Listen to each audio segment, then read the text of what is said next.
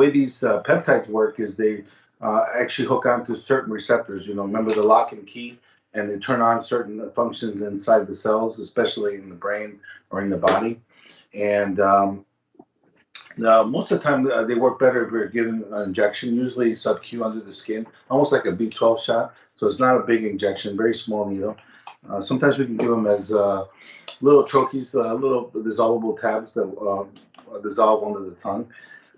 But primarily, the one that I like using that I've had a lot of success with is one called CJC 1295. And it's combined with another peptide called ipamorelin. So it all comes in one injection. And what it does is it boosts growth hormone. As we get older, after age 30, growth hormone starts declining. And growth hormone has a lot of functions in the body. It helps build muscle, maintain muscle. It helps, burn fat.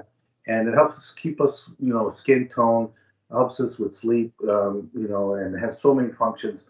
And unfortunately, it does get lower as we get older. And that's why people sometimes will say, I remember when I was in my 20s, I could eat a whole pizza, I could go out to drink, I could do so many things and be ready to go the next day and not gain a pound, That's growth hormone, and fortunately these days, people are also deficient in growth hormone because they either have sleep apnea, obesity, so they don't get into deep, uninterrupted REM sleep.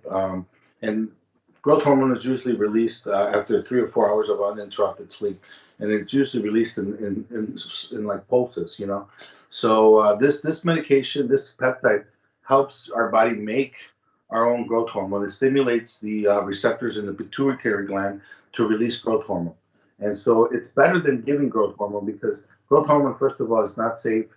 It's very expensive.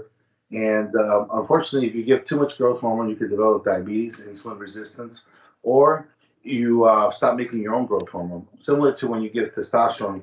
If you give somebody testosterone that's not supposed to get testosterone, instead of boosting it, you give it to them. Now their body just gets lazy and doesn't make it. So you really want to prevent that kind of problem with it. So again, it improves a lot of things, overall wellness, and decrease aging. Sometimes you see somebody, oh my God, I haven't seen them in a few years, and you see them and they're like, whoa, what happened? They age much quicker than you thought they would. That's maybe probably stress, cortisol, which we talked in previous, but that most likely could be a very low growth hormone.